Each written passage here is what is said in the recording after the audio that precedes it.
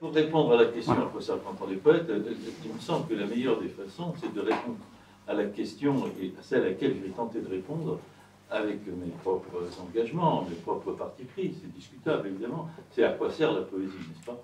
Et j'aurais pu dire quelle est la nécessité de la poésie, mais en posant la question comme ça, on la suppose donc nécessaire, et vous voyez bien que ça contrevient à bien des points de vue partagés par l'opinion courante, que la poésie est certes respectable, et certes une chose charmante, peut-être même, n'est-ce pas, mais nécessaire, c'est pousser le bouchon un peu loin. Eh bien, nous allons dire, nous, clairement, avec fermeté, et en essayant de l'argumenter, que la poésie est d'une absolue nécessité dans toute communauté humaine, et particulièrement dans le temps que nous vivons, c'est-à-dire, quand je parle dans le temps que nous vivons ici, j'entends au sens large, au début du XXIe siècle, et peut-être aussi au sens plus restreint, l'actualité du moment, c'est-à-dire plus que jamais, oui, étant donné les circonstances, nous avons besoin de poésie. Et nous en avons un besoin urgent, intransigeant, je veux dire. Et bien sûr, il faut expliquer.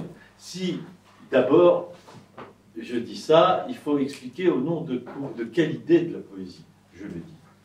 Or, vous savez que c'est là peut-être qu'est le premier malentendu.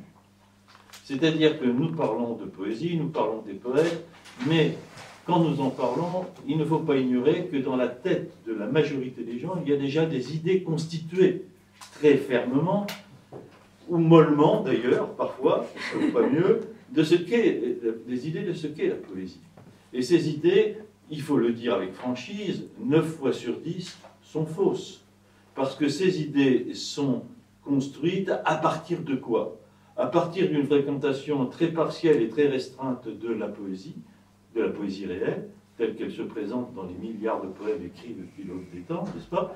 Une fréquentation très partielle, puisque quelques dizaines de poèmes rencontrés, quelques dizaines de poèmes, peut-être même, si je suis optimiste, rencontrés dans le cursus scolaire, à partir de ça, à partir des pratiques de l'école, et ça, vous savez, ayant été un formateur d'enseignants, j'en connais un coup sur la question, et je ne jette pas la pierre à l'école, mais il faut avoir un point de vue critique sur la façon dont on aborde à l'école, et sur le répertoire, n'est-ce pas?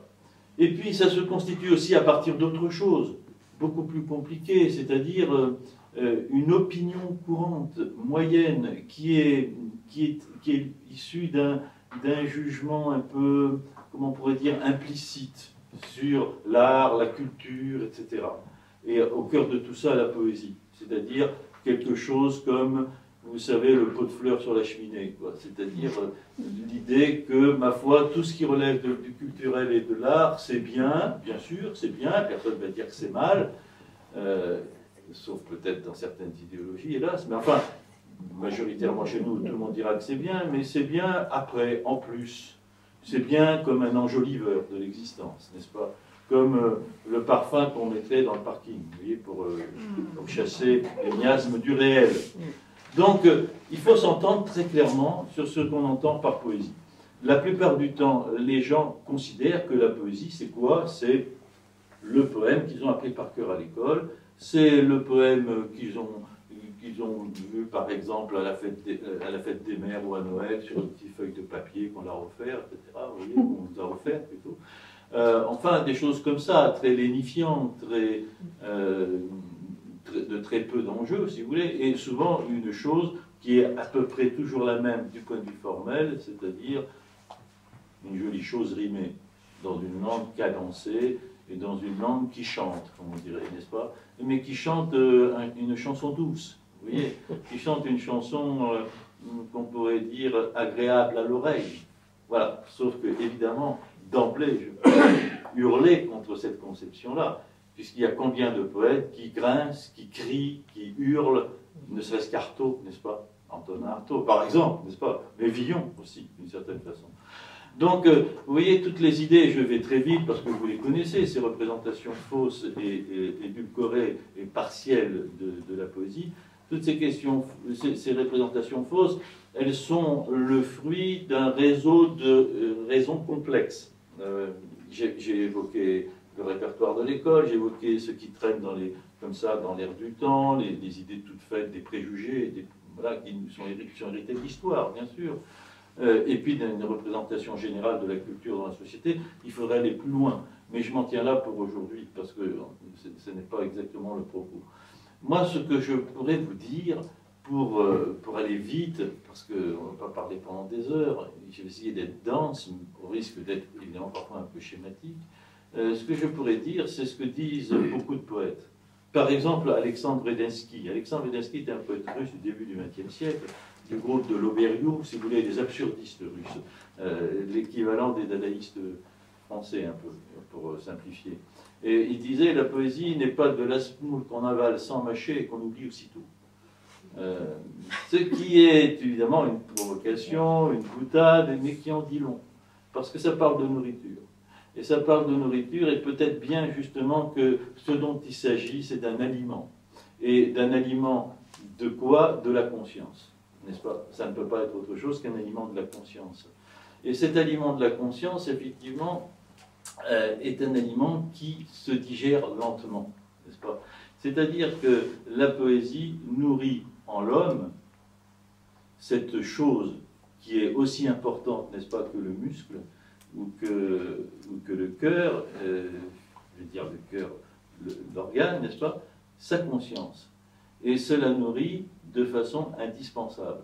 Sans poésie, la conscience s'asphyxie, n'est-ce pas? Elle est comme une sorte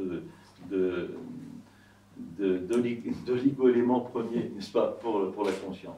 Alors, moi je vais vous dire en quelques mots ce que je dirais, si on me pose la question, qu'on me pose souvent, qu'est-ce que c'est que la poésie? Et je réponds aujourd'hui de façon, je crois, assez éclairante avec la phrase de Georges Perros qui me paraît bien résumée. Cette phrase de Georges Perros est la suivante. Le plus beau poème du monde ne sera jamais qu'un pâle reflet de ce qu'est la poésie. Deux points. Une manière d'être, d'habiter, de s'habiter. Regardez, tous les mots comptent, chez les poètes toujours tous les mots comptent, n'est-ce pas? Le plus beau poème du monde ne sera jamais qu'un pâle reflet de ce qu'est la poésie, une manière d'être, d'habiter, de s'habiter. Donc c'est définir la poésie d'abord, ici, vous l'avez entendu, comme une éthique, une manière d'être, une éthique. C'est-à-dire une position dans l'existence, une position dans le monde, une position par rapport à sa propre vie, n'est-ce pas, et une position par rapport aux autres. Et si on prend toutes ces dimensions-là, on verra à quel point la poésie est agissante, opérante dans les relations que j'ai énumérées. La poésie, le poème est bien sûr important, puisque c'est là que se manifeste. C'est pas le reflet, dit-il, peut-être par un peu d'excès ici, n'est-ce pas, par modestie aussi, mais c'est là où se manifeste le poème, et c'est là où se manifeste de façon cruciale, de façon évidente, la poésie. Mais il faut s'entendre donc pour bien admettre que le poème n'est pas la chose qui doit, la chose absolue en elle-même. Il n'a de sens, le poème, que greffé, hanté, enraciné dans quelque chose qui le tient et qui lui donne valeur, qui lui donne présence, qui lui donne énergie et force, n'est-ce pas? Force de persuasion, hanté et graffé sur cette chose-là qui est une manière d'être. Alors qu'est-ce que c'est que cette manière d'être qui définirait la poésie, ce que Georges Haldas, le poète suisse, appelait l'état de poésie? Au fond, en amont du poème, ce que vivent les poètes, c'est un état de poésie. Et ce qui nous intéresse ici, et précisément, ce qui est vraiment mon propos, c'est qu'est-ce que c'est que cet état de poésie dont on parle? Et est-ce que cet état est le fait de quelques-uns ou est-ce qu'il est partageable par tous? Comment on le caractérise? Et est-ce que le fait de partager l'état de poésie chez tous, n'est-ce pas, serait effectivement une nécessité et serait d'un bénéfice quelconque? Parce que si c'est sans bénéfice, pourquoi partager l'état de poésie? Quand j'entends bénéfice, j'entends un bénéfice individuel et collectif, n'est-ce pas? Il ne s'agit pas ici simplement d'une sorte d'autopromotion personnelle ou d'édification du chemin de soi, n'est-ce pas, comme on peut dire. Non, il s'agit bien de se poser la question du soi avec l'autre, de soi parmi les autres. Et donc, la nécessité dont je parle, vous voyez qu'elle inclut immédiatement, parlant d'éthique, le collectif, l'autre. L'autre, donc, le collectif, puisque l'autre est multiple, n'est-ce pas? Et bon. Alors, cette manière d'être, qu'est-ce que c'est que l'état de poésie? En quoi je peux la distinguer de l'état habituel de l'être? Eh bien, je dirais ceci. La poésie est, parce que je vais vite encore une fois, hein, ici, la poésie est une manière d'être au monde particulièrement intense. C'est-à-dire, il s'agit, pour celui qui est en état de poésie, ou qui participe de cet état, parfois implicitement, sans le savoir, car on peut être en état de poésie sans forcément se proclamer poète, n'est-ce pas? Eh bien, celui qui est en état de poésie, il se situe dans... Il a, comment je peux dire, cette caractéristique d'être intensément présent au monde. Au monde dans tous ses états, n'est-ce pas? Dans tous ses effets, dans toutes ses circonstances. Présent au monde concret, au paysage, présent à l'autre, au visage, présent au questionnement de la conscience, intensément présent au questionnement de la conscience. C'est-à-dire, au fond, ceux qui s'originent toujours dans ces questions premières que sont la vie et la mort, n'est-ce pas?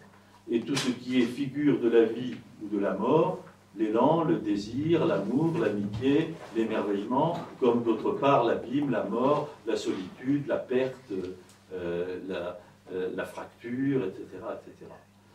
Bien, donc, si vous voulez, cet état d'intensité dont je parle suppose que celui qui vit en poésie a simplement une sorte d'appétit du réel supérieur, un appétit de la réalité supérieure. J'introduis ici ce terme de réalité à dessein. C'est là que tout se joue dans la conception qu'on a de la poésie. Car la conception charmante et édulcorée dont je parlais au début, elle se caractérise par ceci. Elle dit, la poésie, c'est échapper au réel. La poésie, c'est enfin se débarrasser des pesanteurs et des complications de la réalité. L'enfant le dit pratiquement, avec naïveté, pratiquement toujours, la poésie, c'est le rêve, c'est l'évasion. Et combien d'entre nous, adultes, le pensons? Tellement nombreux. 99% peut-être de l'opinion commune sur la poésie, c'est le rêve, c'est l'évasion, c'est l'échapper. C'est-à-dire échapper de quoi? L'évasion de quoi? L'évasion du réel, n'est-ce pas? Or, on est là dans un contresens fondateur, foncier, premier. Non seulement la poésie n'est pas s'échapper du réel, s'évader de la réalité, elle est tout le contraire.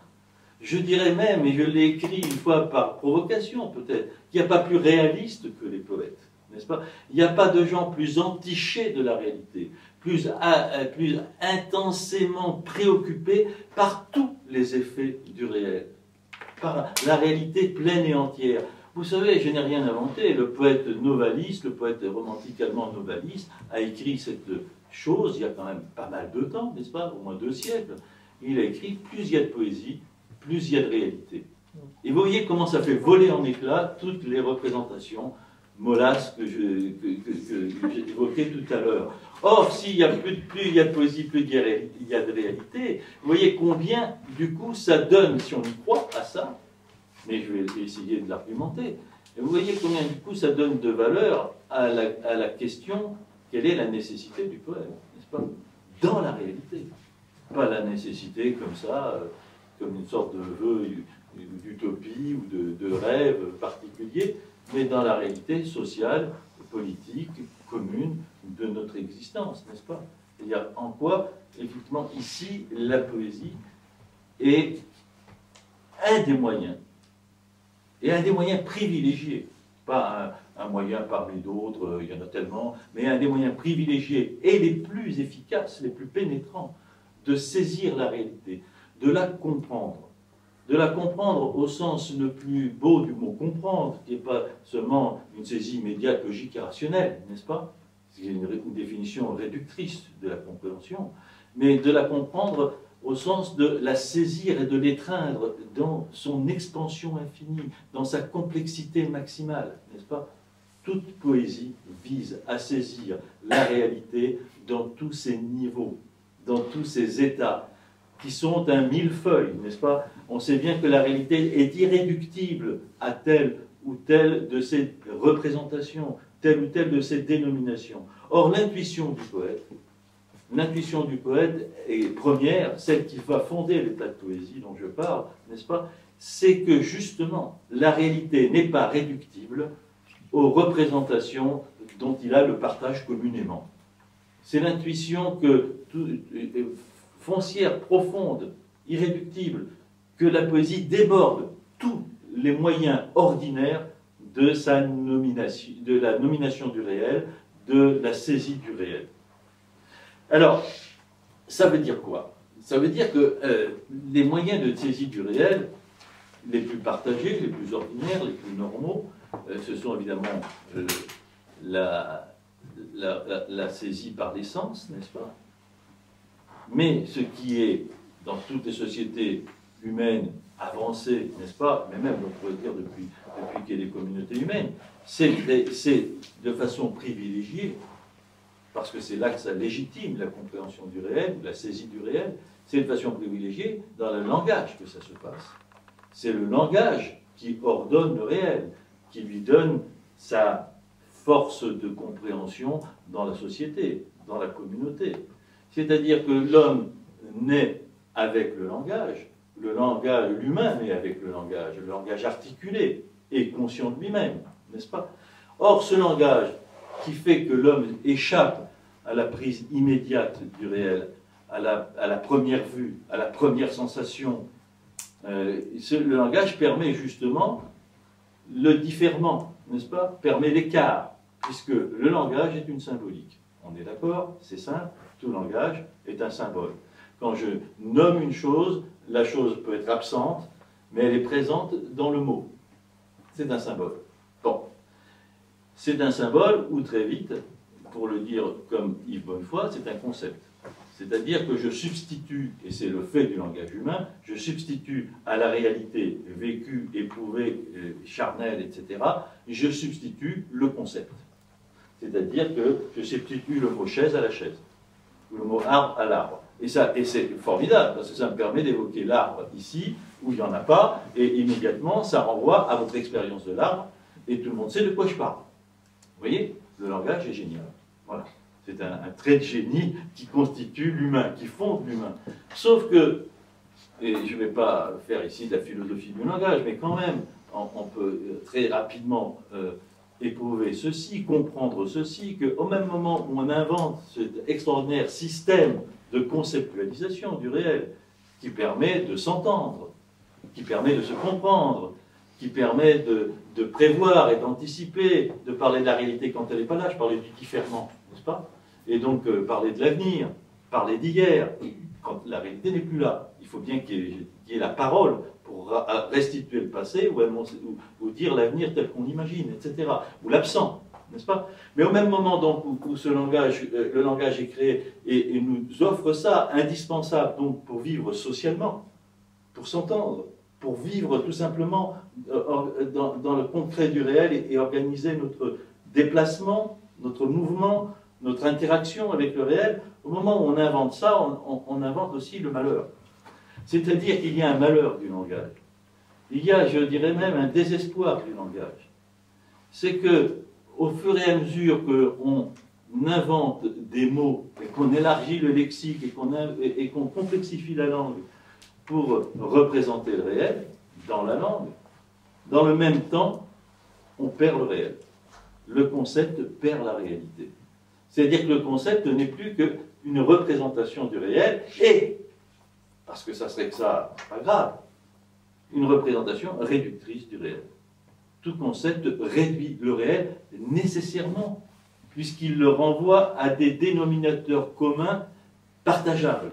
Si les dénominateurs communs ne sont pas partageables, évidemment, il n'y a pas de discussion possible, il n'y a pas d'échange possible, d'entente possible. Vous me suivez? Je dis le réel, je ne saisis le réel au fur et à mesure que le langage s'impose, n'est-ce pas? Là, je parle du langage avec les mots, n'est-ce pas? Mais tous les autres langages, vous imaginez bien, le langage visuel, par exemple, tel qu'il se développe au XXIe siècle et qui s'est développé dans les siècles derniers.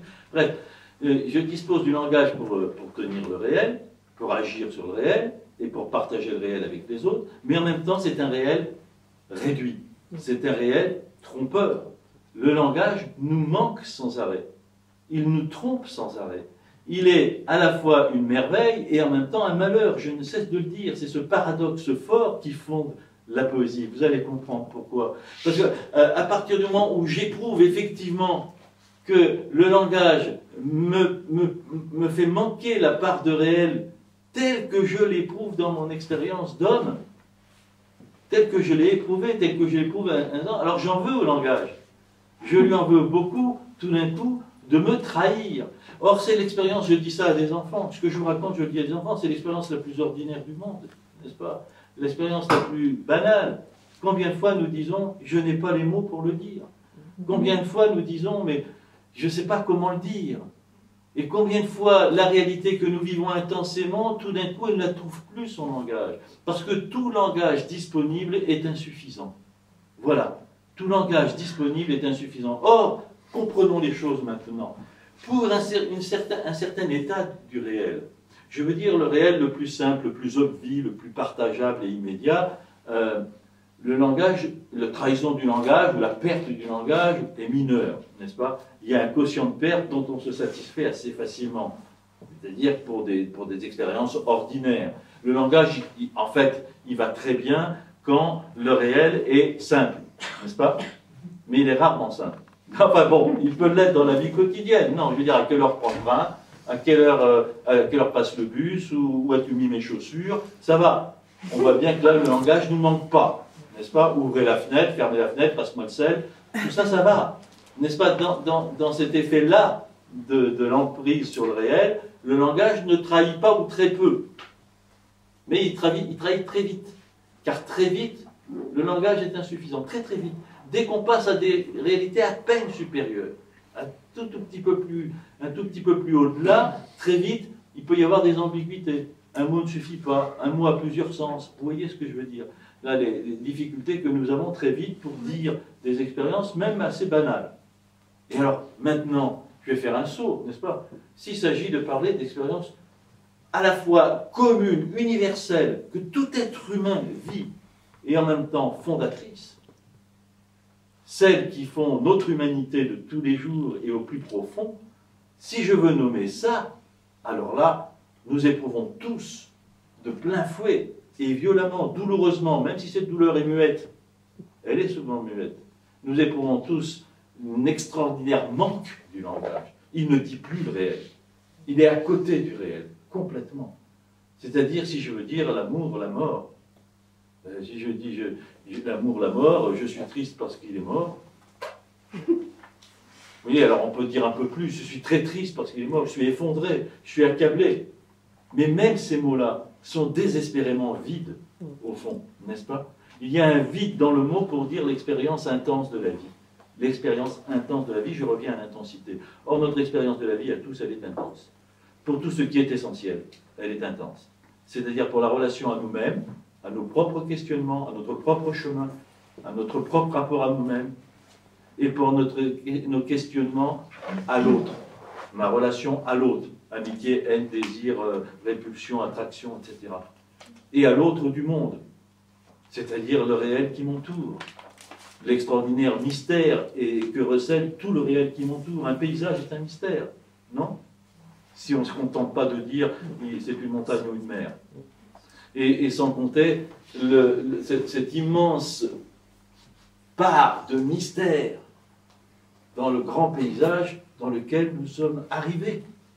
Un mystère du monde, n'est-ce pas? Le mystère que vous éprouvez tous les soirs d'été ou d'hiver peut-être, dehors, dans la grande nuit étoilée, dans l'immense qui nous accable et nous porte en même temps, n'est-ce pas?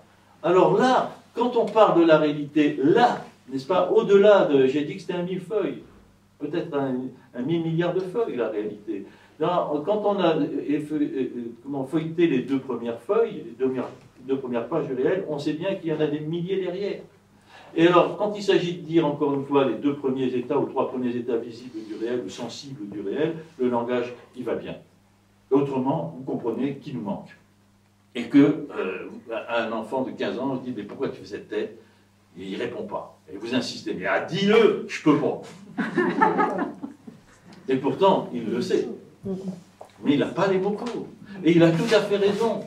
Nous savons tous que, justement, quand notre existence est en crue, c'est-à-dire quand nous-mêmes nous sommes en crue, n'est-ce pas? C'est-à-dire quand quelque chose en nous est à la fois la chose la plus simple et la plus évidente, parce que éprouvée par tout vivant, n'est-ce pas? Mais est intensément éprouvée, le langage n'y parvient pas. Et alors, c'est la raison de la poésie. Parce que là où le langage manque, où l'on peut donc s'en tenir là, ou multiplier les concepts, qui ne font la plupart du temps concept sur concept qu'éloigner davantage le réel, là où on voudrait justement le saisir, et bien là arrive le poète. C'est là l'invention de la poésie. C'est là sa première nécessité. C'est de subvenir aux besoins de l'humanité quand le langage lui manque. Vous voyez? Or, le langage, quand le langage lui manque, pour dire le réel, pour partager l'expérience du réel, et donc pour partager la compréhension du réel. Et là, vous voyez bien que je touche à quelque chose d'essentiel, d'ontologique, on va dire, n'est-ce pas, qui touche à l'être, la manière d'être dont parlait Péros, n'est-ce pas? C'est une question d'être. C'est-à-dire que le langage de tous les jours, à quoi nous nous confions pour saisir le réel, qu'il soit un langage de mots ou un langage d'images, c'est encore pire, mais j'en parlerai peut-être un peu tout à l'heure, ce langage nous trahit et nous donne très peu du réel. Il nous donne du réel que des ersatz du réel. Des représentations identifiables, commodes, bien sûr, il faut bien identifier, mais des représentations qui nous font échapper à la complexité du réel. Or, la question première, c'est que nous sommes devant une alternative où nous nous contentons de représentation et de dénonciation du réel dans les langages ordinaires, les langages partagés, sociaux, etc. Et nous passons à côté de la complexité du réel, où nous essayons de saisir le réel au plus près de sa complexité, sans jamais l'épuiser. Car aucun langage n'épuise le réel, n'est-ce pas? Mais aucune existence n'épuise le réel. Aucune conscience n'épuise le réel. Il ne peut y avoir que la multiplication des consciences et des langages et des pouvoirs de saisie du langage, la multiplication, n'est-ce pas, exponentielle, qui permettent d'approcher un peu de la vérité du réel. La réalité, les poètes en sont préoccupés plus que tout, car ils veulent la saisir dans son épaisseur, dans sa profondeur la plus grande, là où les langages ordinaires ne saisissent que la surface. Cette surface qui est le sens minimum garanti. Vous voyez ce que je veux dire? Le sens minimum garanti. Voilà. Le sens minimum garanti du paysage. Je raconte souvent cette métaphore, j'évoque souvent cette métaphore en parlant à des enfants. Vous voyez défiler une colline, vous voyez défiler un village avec son église, et puis voilà. Vous voyez défiler une zone industrielle, vous voyez défiler, je ne sais pas quoi, un bidonville. Et vous nommez avec les mots qui sont immédiatement disponibles. Un village, un bon petit village ordinaire, une jolie colline, etc. Avec une ou deux épithètes, n'est-ce pas, pour complexifier, essayer d'aller un peu plus loin que simplement c'est la colline. Encore que, tiens, une jolie montagne. Oh, la haute montagne. Puis c'est tout. Mais je leur dis, et si le TGV tombe en panne? Et que, par bonheur, il tombe en panne, et que par bonheur, vous descendiez dans le paysage que vous voyez comme une image à la fenêtre, et une image qui passe. Psst. Mais regardez comment nous saisissons le réel, sinon à travers des images qui passent aujourd'hui, par notre fenêtre de TGV quotidien. Bref, si vous descendez du train, du TGV, et que vous marchez tout d'un coup, vous marchez dans l'air frais ou tiède ou chaud. Vous marchez sur du bitume, du caillou, du sable, de la terre, meuble ou pas, dur ou pas. Vous entendez tout d'un coup des cris d'enfants, par exemple, dans une cour de récréation. C'était dans le village, il y avait aussi des enfants cachés là-dedans. Des cris d'oiseaux, un hurlement de scie mécanique, etc. Des vrombissements de voitures. Tout d'un coup, vous entendez la multiplicité infinie du réel. Tout d'un coup, vous entrez dans l'épaisseur du réel. Et elle est infinie, car on n'en finirait pas. On est là, debout sur la terre, et tout d'un coup, il y a mille sollicitations. Je vous ai dit, l'air, la pluie qui tombe, le soleil qui rayonne, la couleur de l'arbre. L'arbre, c'est plus seulement un arbre. Tout d'un coup, c'est un châtaignier, un platane, un cerisier, un noyer, je ne sais pas. En tout cas, la question se posera. Et déjà, je me pose une question, est-ce que c'est un noyer ou est-ce que c'est un cerisier? Si je ne sais pas du tout reconnaître les arbres. En tout cas, la question se pose. Et dès qu'elle se pose, c'est-à-dire que l'étonnement arrive. Le questionnement arrive, donc j'entre dans le réel, et tout d'un coup, le réel est inépuisable, l'étonnement est infini, le questionnement est infini, les sollicitations du réel sont infinies. Voilà, la poésie, c'est ça. C'est la panne du TGV, c'est entrer le plein pied dans le réel, dans toutes les strates du réel, c'est se poser toutes les questions à la fois, c'est saisir le réel dans toutes ces dimensions. La mémoire qu'on en a, l'idée qu'on s'en fait, et le concret du réel, vécu, éprouvé par les cinq sens, n'est-ce pas? Par tout ça, tout d'un coup. Et alors là, le réel devient multiple, effervescent, incandescent. Eh bien, je définis la poésie. La poésie, ça n'est rien que ça. Entrer profondément dans l'épaisseur du réel, entrer au plus profond de l'épaisseur du réel, et être sensible à son effervescence, à l'infini du sens du réel, à son sens infini, à sa polysémie. Voilà, tout à l'heure je parlais de la vision qu'on a du paysage à travers la fenêtre. C'est une image, c'est une vision monosémique. Mais c'est comme ça que nous comprenons le réel, de façon monosémique. Une chose, un sens. Une vue, un sens. Et nous réduisons au concept, c'est-à-dire au sens univoque. N'est-ce pas? Stable, univoque, identifiable, dénommable. Et là, ça va. J'ai des repères. J'ai des repères. Un arbre, c'est un arbre. Une chaise, c'est une chaise. Un train, c'est un train. Une violence ou une colère, c'est une colère. Un sourire, c'est un sourire, etc. Mais je ne vois pas derrière le sourire, la colère ou l'arbre, l'infini réel qu'il y a derrière. Or, qu'est-ce qui est passionnant dans la vie, n'est-ce pas, si on ne veut pas s'ennuyer, si on veut avoir un appétit du monde inextinguible, c'est de voir la forêt de sens qu'il y a derrière un sourire, derrière une colère, derrière une table ou une chaise, n'est-ce pas? Car tout est polysémique. Voilà ce que nous enseigne le poète. C'est que la réalité, il l'enseigne, il nous le met sous les yeux, il nous empêche de penser autrement. Il nous dit, le réel est immensément polysémique. Je veux dire, il est multisémique, il est omnisémique, il a tous les sens possibles, n'est-ce pas? Alors que nous avons pour coutume, et plus que jamais dans la société où nous vivons, de réduire les choses et les êtres à des sens simples, identifiables, dénommables, univoques. Mais vous voyez, ce que je suis en train de dire a bien à voir avec l'éthique, car ce que je dis là de façon générale, est-ce que vous ne l'éprouvez pas dans le monde dans lequel on vit? Qu'est-ce que c'est que les communautarismes? Qu'est-ce que c'est que les catégorisations de tout poil? À quoi nous sommes réduits? Je dis bien, j'emploie les mots de façon très, très intentionnelle, réduits. Nous sommes réduits à des catégories, à des fonctions, à des rôles indispensables. C'est l'organisation monosémique de la société, n'est-ce pas? À chacun son rôle, sa fonction, chacun identifiable, assigné à domicile dans son identité. Assigné à domicile dans son identité. N'est-ce pas? Vous êtes tous assignés à domicile. Et nous le trouvons. Il y a des moyens symboliques de nous emprisonner, n'est-ce pas? Ce sont ceux-là. Alors bien sûr, il faut organiser une société. Donc il faut un minimum de monosémie. Il en faut. On ne peut pas faire sans. Il faut bien savoir où est le conducteur ou le contrôleur du train et qui est médecin. Je veux dire, on a des rôles, évidemment, on a des fonctions. Mais être réduit à son rôle et à sa fonction, être réduit à sa catégorie. Alors aujourd'hui, on n'a jamais eu autant de catégories pour identifier l'immense population de la Terre, n'est-ce pas? Plus ça va, plus on catégorise. Mais il y a quand même une hystérisation de la catégorisation. C'est-à-dire que vous êtes supporter du PSG ou joueuse de Scrabble ou je ne sais pas quoi. C'est-à-dire, on a maintenant de plus en plus de déterminants comme ça qui nous sont collés sur le dos. Et combien de fois on dit aux gens, combien de fois vous l'avez dit vous-même, et c'est naturel, mais plus que jamais, mais je ne suis pas ce que tu crois, mais je ne sais pas ce qu'ils disent de moi, je ne suis pas comme ça, c'est pas moi ça. Combien de fois on le dit?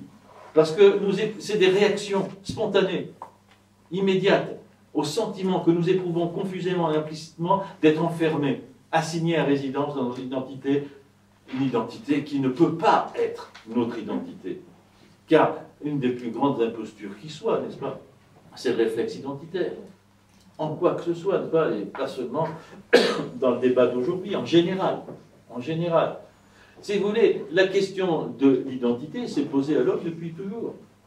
À partir du moment où il y a une conscience, il y a une question d'identité. S'il y a une conscience, il y a une dissimulation entre moi et l'autre. C'est ça la conscience, la naissance de la conscience. Vous me suivez là? Eh bien, le problème, c'est que la question est trop vite réduite entre il y a je et il y a les autres. N'est-ce pas? Alors que la question est beaucoup plus compliquée que ça. C'est qu'il n'y a pas d'identité stable. Pour rien. Puisque tout est polysémique, vous comprenez? Je reviens à ce que je disais. Si nous étions monosémiques, nous aurions une identité stable. Mais vous êtes polysémique. Et même vous êtes des leurs. Car quelqu'un qui paraît très vieux est très jeune, en fait. Et quelqu'un qui est très jeune peut être très vieux, en fait. Vous voyez ce que je veux dire? Donc, il n'y a pas d'identité stable. Et d'ailleurs, les poètes le disent depuis toujours. Il y a une formule célèbre, n'est-ce pas, qui renvoie tout ce débat cul par-dessus tête, n'est-ce pas? C'est la formule de Rimbaud. Je est un autre. Vous voyez à quel point c'est compliqué, hein? Non seulement il n'y a pas je et les autres, mais je est un autre. Et en fait, Henri Michaud disait je cherche un être en moi à envahir, n'est-ce pas? C'est-à-dire que nous sommes faits, nous-mêmes, d'autres. Et quand on a compris ça, ce que les poètes comprennent depuis toujours, je vous l'ai dit au début, puisqu'ils voient l'altérité dans le réel. Non pas la chose telle qu'elle est identifiable, mais ce qu'il y a d'autre dedans. Tout ce qu'il y a d'autre dedans, d'autres sens possibles. Eh bien, vous voyez, les poètes savent depuis toujours que rien n'est réductible à l'identité sociale, à toutes les identités de convention, religieuse, morale. Vous voyez ce que je veux dire? Bon. Rien n'est identifiable à ça. Tout déborde cette identité. Sauf que, à partir du moment où on comprend ça, que le réel est immense, que le réel est infini, qu'aucune identité n'est stable, que tout jeu est un autre, et que tout autre est un jeu, que tout autre est un jeu. Jeu. Quoique. Bon, voilà. À partir du moment où on comprend ça et qu'on en est convaincu, alors la terre se dérobe sous nos pieds. Angoisse, inquiétude. Car si je dis ça, si je le dis sérieusement, il n'y a pas d'identité stable. Rien n'est identifiable clairement, avec certitude et définitivement. Alors tout est mouvant, tout est le sens en effervescence. Mais, c'est ce que disent les poètes, c'est la vie. Et oui, les poètes, ils sont incommodes, pas parce qu'ils disent telle ou telle chose, mais parce qu'ils nous disent la vérité. Et la vérité, c'est que la vie est instable. Que la vie est un jeu perpétuel de sens qui remplace un sens, qui multiplie le sens, qui cache un sens, etc. Que rien n'est définitivement solide. Rien de... Et nous cherchons donc à nous protéger de ça qui est, que les poètes ont tous nommé l'inconnu. Cet inconnu de nous-mêmes et de la vie, qui est l'autre de nous-mêmes et de l'existence. C'est l'autre qui nous surprend, l'autre inconnu, qui n'est pas encore là ou qui advient. Et avant que je l'ai intégré, fait moi, il est autre. Et donc il est inconnu. Or, devant ça, cette idée que tout est sens démultiplié, que l'inconnu est immense et profond, mais si profond que l'on peut s'y perdre, n'est-ce pas? Forcément. Mais qu'est-ce que c'est qu'aimer sinon se perdre dans l'inconnu de l'autre? Bref, c'est une parenthèse. À partir du moment où on comprend ça, la peur vient. Et donc, quel est le réflexe de peur, face à cette peur? Eh bien, c'est le mouvement inverse de fermeture, de clôture, d'identification absolue.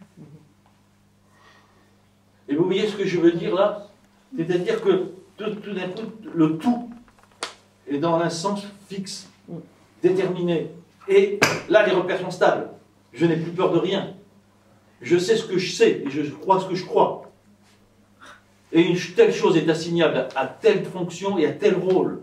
Et tel comportement est déterminé. Parce qu'on est dans la monosémie galopante à ce moment-là. On est dans l'inverse extrême.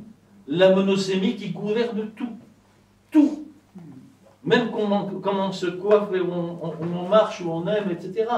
Donc tout est gouverné par la monosémie. Identifiable, dénommable, réductible à un sens, etc.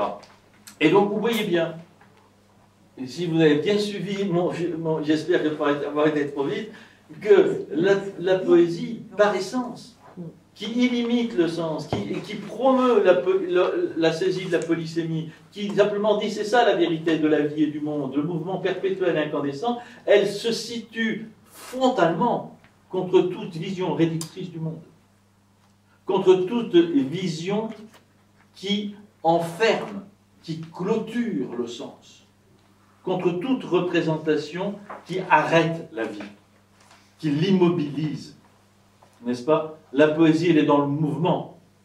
Quand la logique inverse est dans l'immobilité. Voilà en quoi la poésie, depuis toujours, est une violence faite à tout ce qui dort, à la conscience qui dort.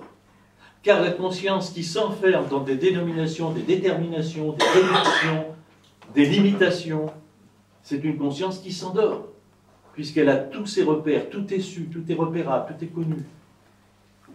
Alors, le poète, depuis toujours, est celui qui conteste ça. Et comment le fait-il? J'y viens maintenant.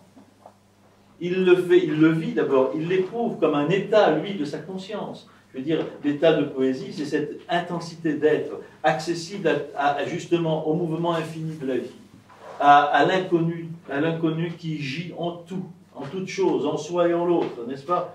Donc, le poète, il éprouve ça. Et c'est ce qui fait fondamentalement le poète. Celui qui éprouve ça, cet état de la poésie, premier, une manière d'accepter le monde justement, de l'accepter pleinement, dans ses ouvertures, ses élans et ses failles, n'est-ce pas? Alors cet état-là, évidemment, c'est celui qui va être à l'origine de tout geste artistique. Car tout geste artistique n'est que la façon de formuler cet état. Premier, foncier, fondateur. Vous voyez ce que je veux dire? C'est-à-dire que là, le danseur, le peintre, même combat que le poète, n'est-ce pas? C'est pour ça qu'on dit souvent, de quelque artiste que qu'il soit, on dit souvent c'est un poète. Parce que le mot poète, ici, si on accepte les représentations, encore une fois, romantico-stupides qu'on fait à travers le mot, c'est à travers le mot de poète, on saisit ça, cette manière particulière d'être adonné au monde, d'être adonné à ses risques et périls, à l'inconnu du monde et à sa multiplicité. Car c'est vrai, je parlais de la peur, mais la peur, elle est une conscience que c'est dangereux, et c'est dangereux. D'une certaine façon, c'est un danger, c'est vivre en péril, que de vivre dans la multiplication du sens infini. C'est se dire, mais il n'y a jamais de limite. Et puis c'est se dire, moi-même, je ne suis pas sûr de ce que je serai demain. On est sûr de rien, du coup. Mais les poètes sont des gens qui marchent, on a dit, des funambules. Vous vous rappelez l'image de Genet. Le funambule, il parlait d'un vrai funambule, mais il voulait éprouver, il voulait dire le risque du poète, qui marche sur la grève, en venir vraiment à cette autre part après avoir fait ses considérations sur le fond, n'est-ce pas, cette autre part de la chose qui est le poème. J'ai dit que celui qui est dans cet état d'attention au monde, parce que peut-être pour résumer tout ce que j'ai dit, cet état de poésie, c'est simplement peut-être un état d'attention supérieur au monde, c'est-à-dire à tout ce qui est autour de moi, en face de moi, et moi-même, une attention qui serait tout d'un coup hors de proportion, énorme, immense, une attention qui n'est pas fait attention. C'est cette attention que tentent peut-être tous les mystiques, n'est-ce pas? Enfin, je ne sais pas, d'une certaine façon. Cette attention qui est tout d'un coup une conscience immensément ouverte, intensément ouverte, à tout ce qui est présent. À soi-même, dans tous ses états, à l'infini de soi-même. Une attention à soi qui permet de se connaître soi-même, n'est-ce pas? Dans ses failles, ses gouffres et ses élans. Et une attention à l'autre qui permet de ne pas s'en tenir à la première vue du visage, etc. Alors, cette attention extrême, première, le poète est celui qui, dans la cité, va tenter, c'est toujours une tentative, et ça n'est jamais réussi complètement. C'est pour ça qu'il y aura toujours des poètes. Il va tenter de la faire vivre dans le langage, de la transmettre par le langage. D'abord de la manifester dans le langage. Et ensuite, la manifestant dans le langage, la donner en partage à tous. Car si le poème, comme je crois l'avoir dit au début, mais maladroitement, et là je le dis clairement, est la cristallisation de l'état de poésie, n'est-ce pas? Il permet donc à chacun d'appréhender intuitivement, c'est pas rationnel, d'éprouver ce que c'est que cette expérience particulière de la vie, fondée sur une intention supérieure aux êtres et aux choses, et à soi-même, sur une conscience exacerbée. On pourrait le dire comme ça, presque exaspérée, n'est-ce pas? Une conscience absolue, intransigeante, irréductible, qui veut tout de la vie, qui veut tout du mouvement du monde, et qui en comprend donc toutes les complexités et les contradictions. Alors, vous voyez, c'est à ce moment-là que le poème cristallise ça, et que celui qui l'entend, quel qu'il soit, a tout d'un coup l'intuition de ce qu'est cet état de poésie. Et en entendant le poème, par la seule écoute du poème, par la seule écoute de là où ça se place dans l'ordre de l'existence. Parce que, et je vais y venir, le poème, en cristallisant l'état de poésie, il porte en lui, dans l'état de la langue, les effets de cet état de la poésie. Alors tout d'un coup, je l'entends, et c'est comme un diapason d'existence. C'est un diapason qui monte très très haut le degré d'exigence de la vie. C'est-à-dire quoi? C'est-à-dire que le poète, voulant traduire dans les mots, ayant choisi de le faire, on peut le faire avec d'autres moyens, je le dis, avec son corps, c'est la danse.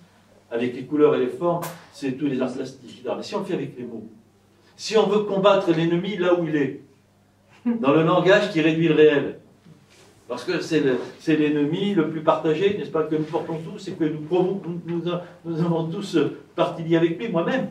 J'utilise le langage tous les jours, ordinaire, banal. Donc le poète, il choisit le langage, le lieu de réduction du réel, pour essayer justement de le retourner contre lui-même, pour en faire l'instrument inverse, faire du langage l'instrument de révélation de la profondeur et de la complexité infinie du réel. C'est là qu'advient la poésie. Quand tout d'un coup, le langage est non plus utilisé dans son mode courant. C'est une banalité ici, n'est-ce pas? Mais peut-être que c'est une banalité qu'on ne réfléchit pas assez d'habitude et que j'essaie d'exposer ici plus clairement. Eh bien, dans l'usage courant, le langage, dans son ordre, n'est-ce pas, il répond à une vision ordonnée du monde, à une représentation satisfaisante du monde, n'est-ce pas? Alors, le poète qui essaie d'investir le langage pour lui faire dire autre chose, il est obligé, forcément, d'aller contre les lois du langage. Car la grammaire, la loi lexicale, n'est-ce pas, elle fige la langue par nécessité. Sinon, il n'y a pas de communication possible, mais figeant la langue par nécessité, l'encodant, la langue est un encodage, on dit les linguistes. Ça veut bien dire quelque chose, c'est un code. Eh bien, en faisant ça, elle immobilise les représentations du monde. Donc, il faut subvertir la langue.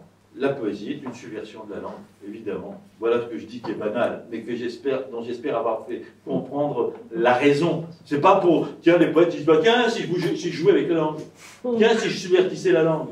Non, ça vient d'une position beaucoup plus grave, profonde, ontologique, je l'ai dit. Pourquoi faire ça, n'est-ce pas? C'est simplement parce que l'enjeu est essentiel pour nous tous, pour l'humanité, nous donner prise sur le réel, autrement que dans les représentations ordinaires du réel. Et il n'y a que les poètes qui font ça à ce niveau-là, à ce degré-là, n'est-ce pas? C'est-à-dire qu'ils vont le plus loin possible dans la subversion de la langue. C'est-à-dire que tout d'un coup, le poète touche à tous les codes de la langue. Donc j'ai dit le code syntaxique, la grammaire, n'est-ce pas? Le code lexical, le code en amont, le code phonique, les sons. Et en amont encore, j'ai commencé par à l'envers, syntaxe, lexique, son, et en amont encore, rythmique. Le premier coup d'état que le poète fait dans la langue est un coup d'état rythmique. C'est-à-dire que c'est d'abord en rompant l'accoutumance de l'oreille au rythme ordinaire et partagé de la langue que tout d'un coup le poète suscite l'écoute. Car il n'y a de subversion du langage efficace et utile et opérante, n'est-ce pas, que s'il y a une écoute à la hauteur. Donc il faut évidemment réveiller l'oreille qui dort, car toutes nos oreilles dorment, n'est-ce pas? C'est-à-dire qu'elles sont habituées au ronron de la langue. Si vous voulez, je veux dire le rythme du journal de 20 heures, n'est-ce pas? Pour le dire en raccourci rapidement. La langue, toute langue, dans toutes les communautés humaines, toute langue a son rythme partagé, n'est-ce pas? Avec surtout aujourd'hui avec les instruments des médias, les rythmes dénominateurs communs, disons, les rythmes communs ont plus de poids que jamais. Il y a de moins en moins de particularités, c'est ça que je veux dire. Même rythmique. Or, le premier geste poétique, c'est celui qui fait advenir un rythme incongru dans la langue. Or, qu'est-ce que c'est qu'un rythme incongru dans la langue? Eh bien, pour revenir à des choses fondatrices, encore une fois. Première, le rythme naît tout simplement du silence introduit dans le continuum de la langue parlée, c'est-à-dire de la rupture, c'est-à-dire de l'apnée dans la langue. C'est-à-dire que la langue ordinaire, quand je parle, vous voyez bien qu'elle continue, elle se déroule, même quand je ne parle pas comme ça, n'est-ce pas? Mais si tout d'un coup, je fais intervenir dans la langue, même là, quand je parle, des coupes et rythmes, ou des coupes et arrêts inattendus, tout d'un coup, il se passe quelque chose qui est plus normal. Et tout d'un coup, il se passe ce que disait Aragon. La poésie est ce qui n'exige pas d'être compris, mais qui exige la révolte de l'oreille. Première chose que fait le poète en travaillant, en faisant irruption dans le rythme ordinaire de la langue, en brisant le rythme ordinaire de la langue, il suscite la révolte de l'oreille. Et tout d'un coup, il se passe quoi? Qu'est-ce qui se passe quand on fait la révolte de l'oreille? Eh bien, on écoute. On écoute ce qu'on n'entendait plus, ce qu'on n'écoutait plus. Car la langue de tous les jours, je me cesse de le dire à des enfants, on n'écoute pas, on n'entend pas. On n'entend pas, on n'écoute pas. D'abord, on n'a pas la conscience, on n'a pas l'attention pour. Et tout d'un coup, en faisant ça, on écoute la langue. Et on voit apparaître la langue qui n'apparaissait plus. Vous voyez, le rythme qui brise, le rythme neuf, imprévu, qui brise l'ordinaire du continuum de la langue, c'est comme si je peignais la vitre. Quand la vitre est comme ça, je vois à travers, je ne vois pas la vitre. Et si je la peins, tout d'un coup, je ne vois plus exactement ce qu'il y a derrière, je vois la lumière qui traverse les couleurs. C'est ce qu'on appelle un vitrail. De la vitre au vitrail, il y a ce qui se passe du langage à la poésie. Ben, vous voyez, à peu près. C'est une métaphore qui vaut ce qu'elle vaut. Mais tout d'un coup, ça obscurcit la langue. Vous avez remarqué? C'est-à-dire qu'elle arrête le regard. Le vitrail arrête le regard. Et bien tout d'un coup, la poésie arrête l'oreille. Voilà. Et tout d'un coup, on écoute la langue et on entend, et on écoute ce qu'on n'écoutait pas. C'est-à-dire, consécutivement, la valeur phonique de chaque mot. Le son des mots. Voilà, pour avoir dit, la poésie, c'est la musique de la langue. Oui, attention, hein, musique de la langue, entre parenthèses. Musique, oui, si dans la musique, il y a aussi le jazz et le sériel et la percussion et tout ça. Hein. La musique, c'est pas seulement les violons, on est d'accord. Bon. C'est ça que je veux dire. Moi, je veux bien qu'on dise musique, mais si on entend bien que c'est pas seulement le violon ou la valse de Strauss. Bon. Donc, vous voyez à quel point ici c'est simple en fait, parce que ce qui se passe, cet arrêt dans la langue, qui fait qu'on met un arrêt, je vous l'ai dit dès le départ, c'est mettre du silence là où il ne doit pas y en avoir. Mais quand je mets du silence derrière un mot, parce que quand je m'arrête, je mets un silence derrière le mot, je crée une caisse de résonance du mot. Et du coup, créant la caisse de résonance du mot, je crée la possibilité d'un différement du sens. Car s'il n'y a pas de résonance, s'il n'y a pas de silence, il n'y a pas de résonance, s'il n'y a pas de résonance, il y a un sens. Je n'ai pas le temps d'aller au deuxième, au troisième, au quatrième. Et quand on vous parle tous les jours à la radio, à la télé, il n'y a pas d'arrêt. Donc, un mot, il faut le prendre dans son premier sens. Et du coup, tous les discours qu'on vous tient à la radio, à la télé, etc., est un discours monosémique. Parce que s'il était polysémique, s'il était profond et complexe, il faudrait s'arrêter sans arrêt. Voilà pourquoi le silence est interdit à la radio et à la télé. Vous comprenez? Parce que ça obligerait les gens, tout d'un coup, à écouter et à agir. Agir pour combler le silence. Et agir pour combler le silence, c'est simplement entendre la résonance de ce qui a été dit. Donc on parle vite, à toute vitesse. Et aujourd'hui, plus que jamais, on parle beaucoup, parce que dans les traumatismes, on parle beaucoup, mais on parle. Pas de silence. Et c'est peut-être dans la résonance du silence que l'effort de conscience se fait. Voilà ce que dit le poète, en tout cas. C'est dans le silence introduit dans la langue que la résonance se fait, qu'on peut avoir accès au sens multiple de chaque mot. Parce que chaque mot, comme chaque objet, comme un caillou, comme un arbre, a un sens infini. Et vous comprenez que le dictionnaire, c'est le désespoir. C'est le désespoir du linguiste. Il essaie de figer ce qui est absolument irréductible. C'est-à-dire, on ne peut pas figer un mot. Un mot, c'est comme un papillon, n'est-ce pas? C'est comme un animal. Si vous voulez le figer, le papillon, ben oui, vous le chloroformez, vous lui mettez un nom et une aiguille dans le... C'est ça, le dictionnaire. Mais les mots, ils échappent, hein. Parce que n'importe quel mot, vous les utilisez dans les jours, on n'arrête pas tous les jours d'inventer de nouveaux sens au mot, d'utiliser un mot dans un sens qu'il n'a pas, etc. Que le dictionnaire ne pourra jamais noter, parce que si le dictionnaire nommait tous les sens des mots que nous inventons, n'est-ce pas? Tout ce que nous donnons comme sens aux mots, la valeur que vous donnez, vous, au mot le plus ordinaire, la valeur de sens, alors le dictionnaire, comment il ferait? Il aurait des milliards et des milliards de pages, dites-moi. Des milliards et des milliards et des milliards de pages. Internet ne suffira pas. Quelle que soit la mémoire des choses, n'est-ce pas? Elle ne pourra pas. Parce que simplement, si je dis, regardez la chose la plus banale, je parlais d'arbres, je parlais de vagues, je parlais de vent, mais quel est le sens du vent pour chacun d'entre vous? Et il n'est pas le même de jour en jour, on n'a pas connu tous les mêmes vents, on n'a pas les mêmes vents chaque jour. Il y en a qui adorent le vent, il y en a qui détestent le vent. Il y en a qui c'est le bruit du vent, d'autres c'est la gifle du vent, d'autres c'est le vent sucré, d'autres c'est le vent salé. Excusez-moi, les vents sont salés ou sucrés aussi, etc., etc. Donc vous voyez bien qu'on n'en finira jamais. Alors voilà, et je vais continuer en disant ceci, faire le rythme. C'est quoi? C'est mettre ce silence dans la langue, et c'est les poètes sont les seuls qui mettent le silence dans la langue. Et mettre le silence dans la langue, ça se traduit concrètement.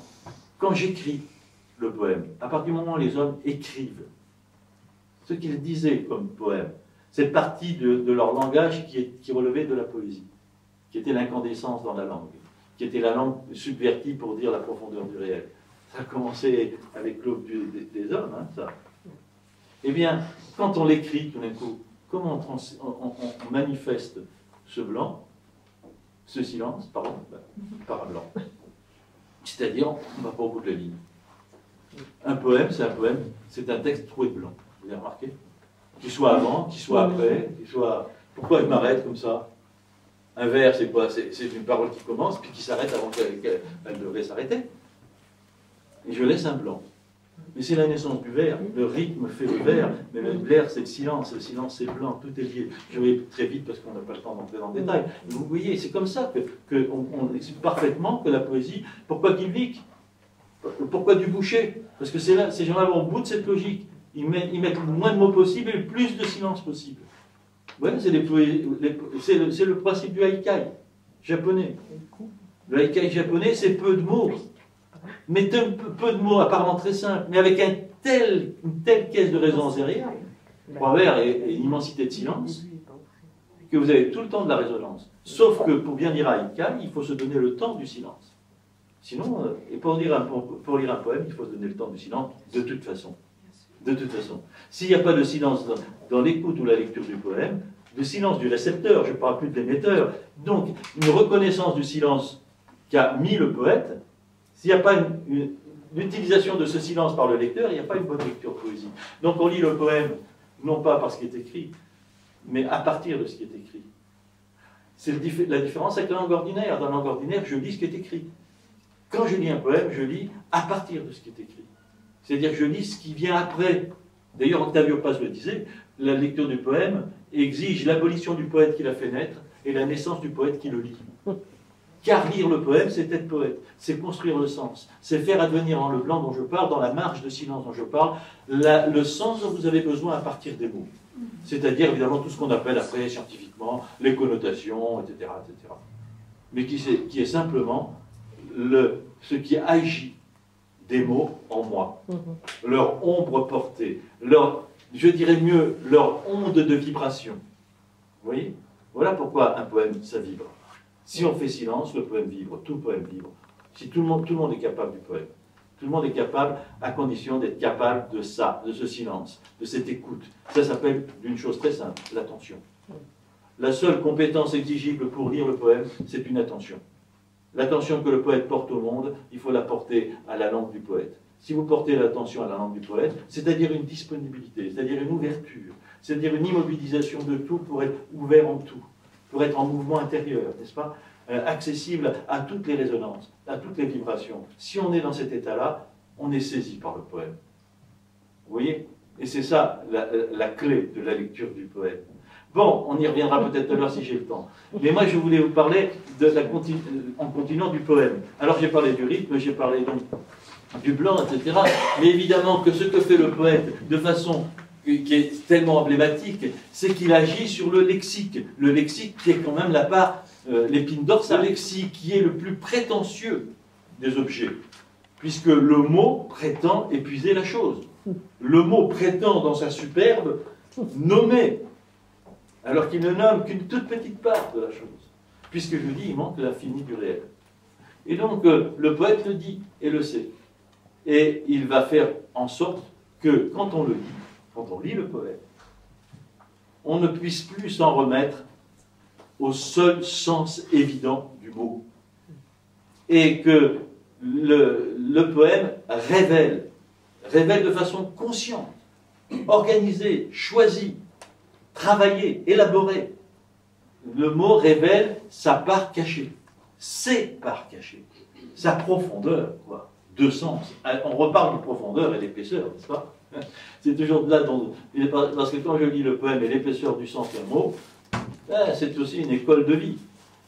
C'est dire, c'est de façon métonymique, par exemple, pour faire exemple, n'est-ce pas? Si je lis la profondeur du sens d'un mot, en me disant, tiens, il n'y a pas que son premier sens, eh bien, si j'y l'éprouve dans le poème, et que je sais l'éprouver dans le poème, je sais l'éprouver dans la vie.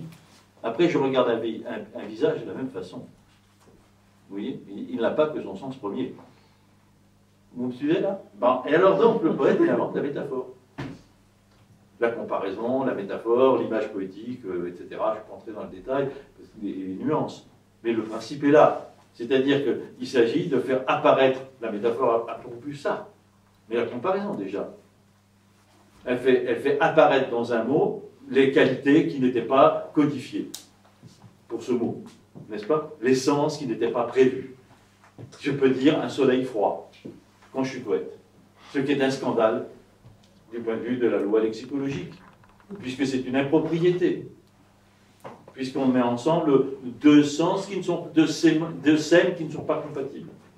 Soleil, c'est chaud, c'est froid. Un soleil froid. Oui, mais un poète dit un soleil froid. Un oiseau de sable. Scandale. Impropriété de terme, dirait un prof que j'ai été dans la marge. En bonne leçon de vocabulaire, n'est-ce pas? On parle bien de ce qu'on parle, de propriété des termes ou d'impropriété des termes. Combien de fois vous avez mis un propre? Mais c'est normal, le prof il est là pour apprendre la norme. Moi j'étais prof de lettres, j'apprenais la norme. Et j'enseignais la norme. Il faut bien qu'il y ait la norme, sinon comment on s'entend? Vous comprenez bien la contradiction dont je parle depuis le début, le paradoxe.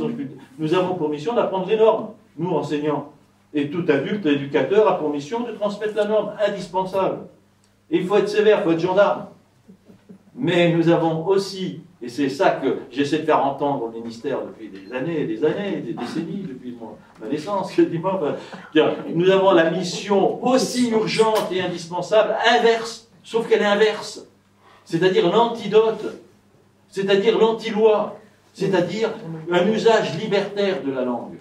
Un usage libertaire, là où je parlais de gendarme, tout d'un coup j'ai besoin du libertaire. C'est-à-dire aussi bien que je dois apprendre qu'un terme a un sens, il y a le dictionnaire, il y a la codification des sens, etc. Aussi bien je dois dire oui, mais. Oui, mais. Il y a la poésie qui libère la langue des codes et des lois.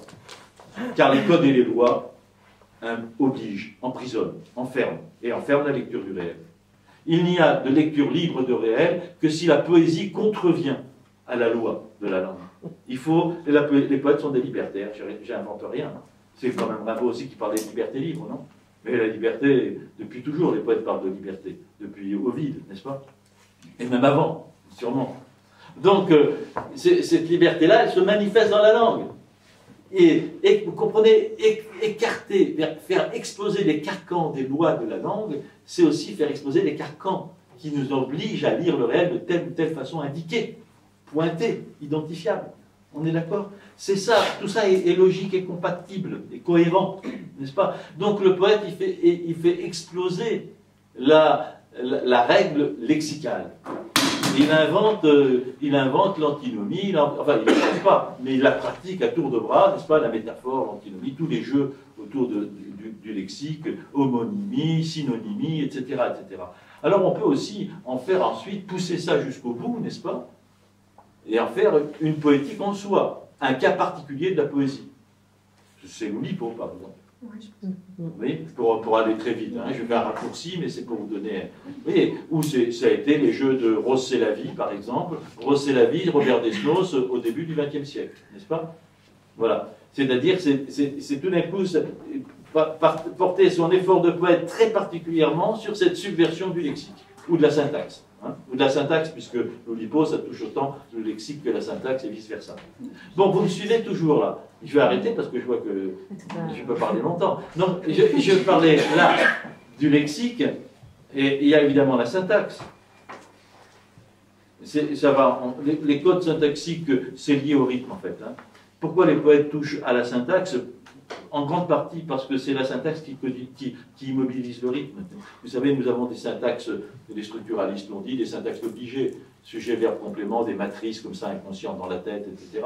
Donc à partir du moment où vous touchez à ça, vous perturbez évidemment l'ordre habituel, vous suscitez la révolte de l'oreille, le questionnement, et au lieu d'entendre quelque chose en disant oui j'ai entendu, en se disant même pas oui j'ai entendu point, tout d'un coup quelque chose se passe dans la syntaxe, et tout d'un coup vous, physiquement, vous faites hein. Il suffit que quelqu'un fasse une erreur de syntaxe pour que, on dresse l'oreille. Là où c'est une erreur, dans la plupart des cas, le poète en fait une arme, tout simplement. Il bouge la syntaxe pour redonner à la langue sa capacité d'éveil, d'interpellation, de provocation. Vous voyez, je donne souvent cet exemple. Si vous dites à quelqu'un le matin, à votre compagnon ou compagne le matin au petit déjeuner en regardant par la fenêtre, si vous lui dites, au lieu de dire tiens il y a du vent, vous lui dites tiens souffle le vent ce matin. Essayez, vous verrez. Si vous dites rien que ça, vous allez voir la personne à côté de vous qui dit qu'est-ce qui t'arrive? Si vous dites le vent souffle quoi. Le vent souffle, voilà, on l'a à peine entendu. C'est comme si on disait tiens j'existe quoi. Mais c'est déjà pas mal. Mais c'est la fonction fatigue pour parler mais non, mais là, franchement, c'est très très simple et en même temps c'est essentiel. Cette perturbation dans la syntaxe est essentielle. Quand on apprend cette liberté dans la syntaxe, on apprend une liberté fondatrice. Voilà comment les poètes existent particulièrement dans leur travail sur la langue, qui n'est pas un travail gratuit, ils auraient une lubie tout d'un coup comme ça. Vous voyez que c'est crucial. C'est en perturbant tous les codes de la langue, faire qu'on écoute à nouveau et qu'on participe tous, du coup, d'une autre saisie de la réalité plus intense. On touche à votre métier particulier de médiateur, n'est-ce pas? C'est que la poésie, on ne peut pas la changer. On ne la changera pas. Et il ne faut surtout pas la changer. Elle est provocante, dérangeante. Elle est forcément dérangeante puisqu'elle sort la langue du rang. Elle sort la langue du rang, donc elle est dérangeante. Mais c'est parce qu'elle est dérangeante qu'elle vaut, qu'elle est nécessaire.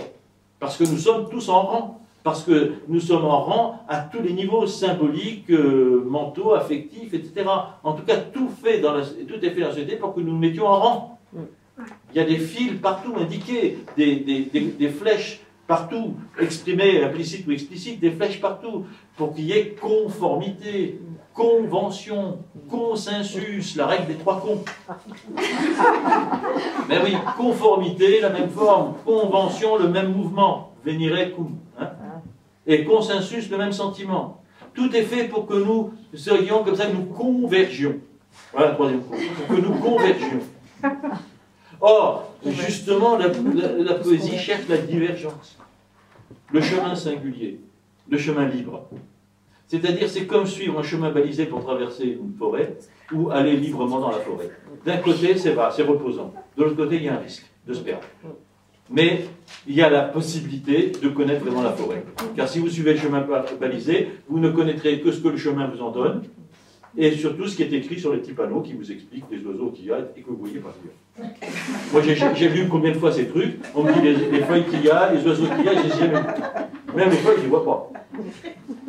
Alors, parce qu'elles sont représentées par un dessin maladroit, et même s'il était adroit, entre la réalité et le dessin, vous voyez.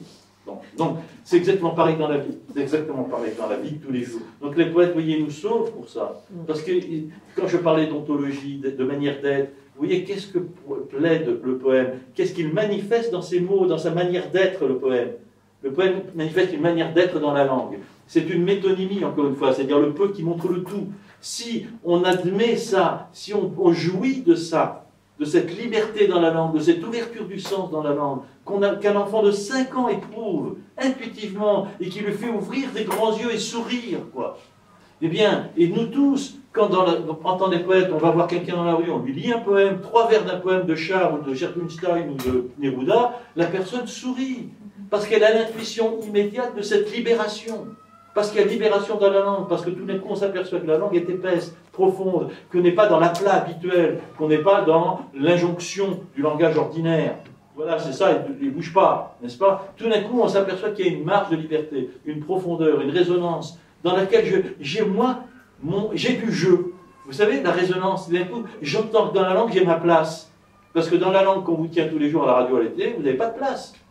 Et c'est un leurre quand on donne le micro aux gens en disant « Parlez, voilà, je vous donne la place ». Mais non, ils n'ont pas de place, parce qu'ils répondent dans la langue ordinaire, la langue basse, la langue pauvre, la langue qui est mimétique de celle de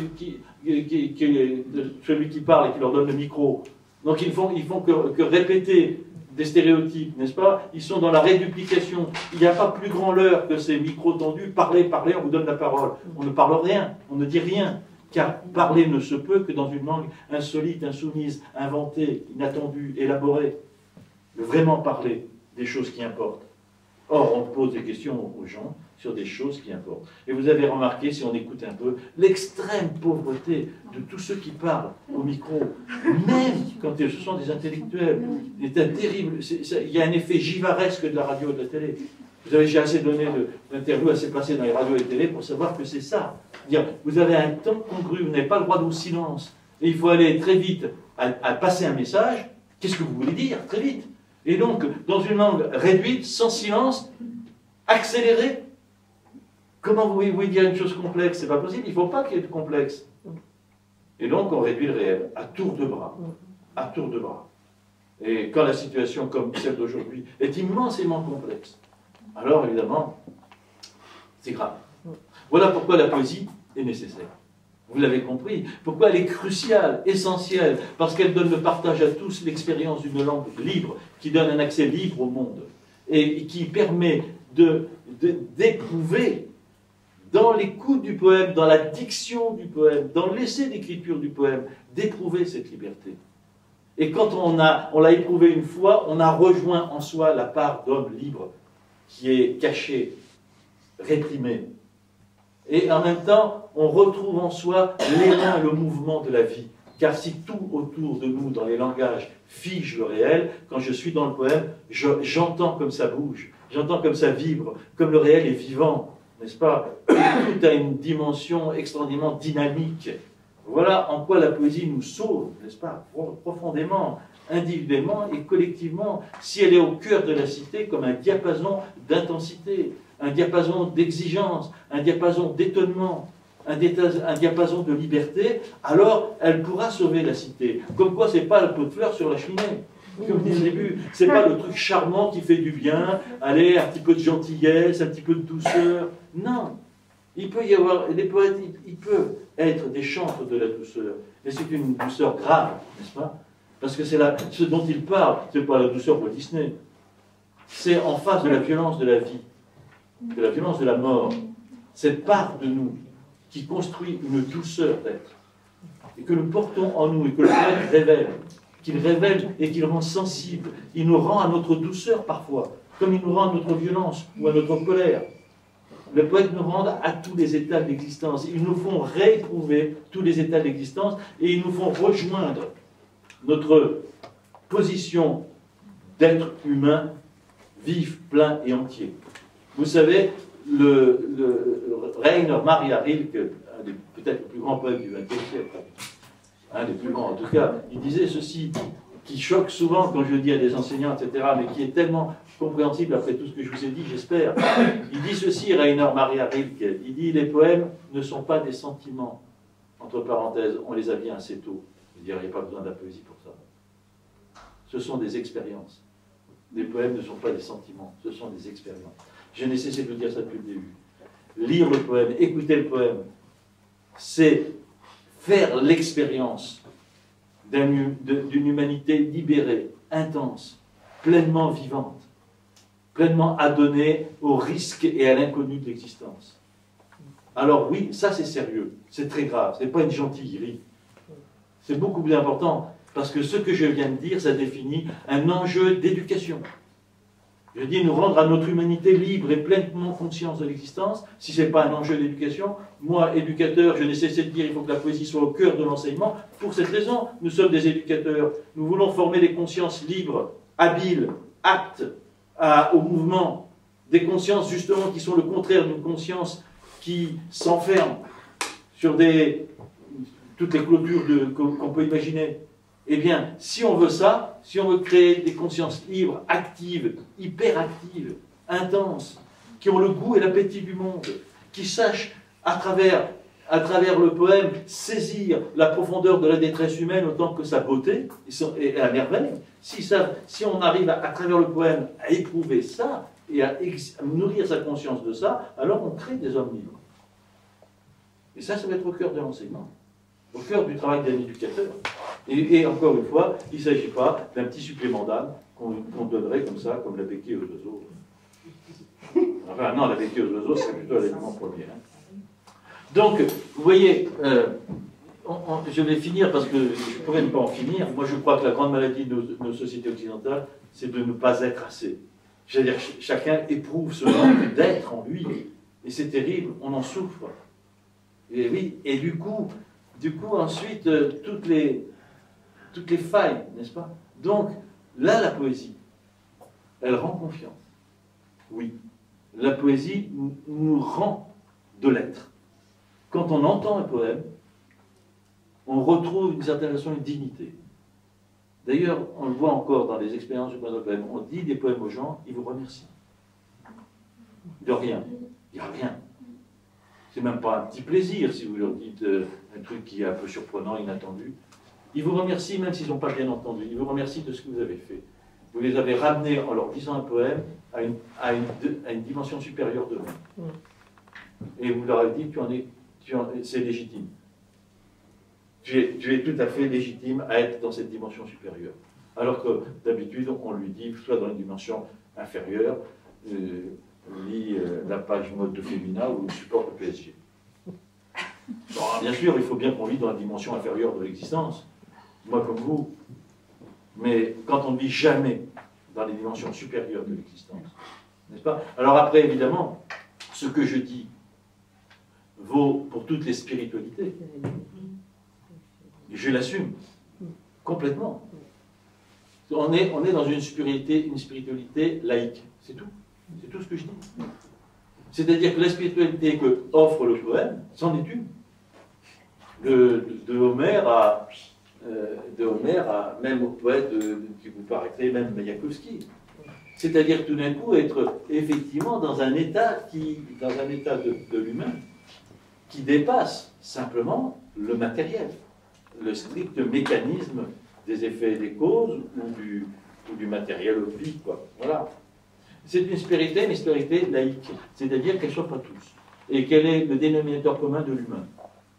C'est-à-dire que ce que nous rejoignons tous dans le poème, dans l'écoute du poème, et c'est crucial, ça a toujours été, ça l'est plus que jamais, nous rejoignons tous un diapason commun à l'humain. C'est-à-dire que dans tout poème, qu'il soit d'il y a 1000 ans, qu'il soit d'une langue traduite, d'une culture inconnue, on peut tous être accessibles au poème. Oui, je peux vous lire un poème inuit. Je peux vous lire un poème d'un japonais, des Ainu, là-bas au fin du Japon. Un poème de Kayabasha Issa d'il y a 2 siècles au Japon. La culture, c'est Mars pour nous, Mercure, je ne sais pas. Et je peux vous lire un poème de n'importe quel pays du monde, et d'un poète, d'un griot africain, des chants d'Atasaout du Haut Atlas marocain. Je vous lis ça, ça consonne. Ça consonne. C'est-à-dire que vous pouvez, effectivement, dans la caisse de résonance, entendre vibrer. Pourquoi c'est possible? C'est parce que la poésie touche à quelque chose qui transcende, qui est en deçà ou au-delà, n'est-ce pas, de toutes les particularités historiques, sociales, etc. Et ce dont je parle, pardon, c'est quoi? Ben, c'est ce degré d'intensité d'être qui est l'universel humain, c'est le cœur qui va. J'ai écrit quelque part ceci: le cœur bat au temple du poème. Et quand on entend le cœur battre dans un poème, on est co-humain avec le poème, avec l'auteur du poème. Heidi, le poète Heidi Chuvach, disait « La poésie est le travail-langage de la fraternité humaine ». Le travail-langage de la fraternité humaine. C'est-à-dire que là, pas besoin de discours. Si j'entends un poème d'une culture, d'une civilisation lointaine aussi disparue que les étoiles qui sont éteintes, je peux quand même, tout d'un coup, me retrouver complètement connivant avec ce poème. Avec quoi je suis connivant? Avec l'humanité qui l'a fondé. Ça veut dire, c'est plein de confiance, ce que je dis. C'est plein d'optimisme, d'une certaine façon. Ça veut dire que oui, ça existe, le commun humain, la co-humanité. Ça existe, le trajet humain.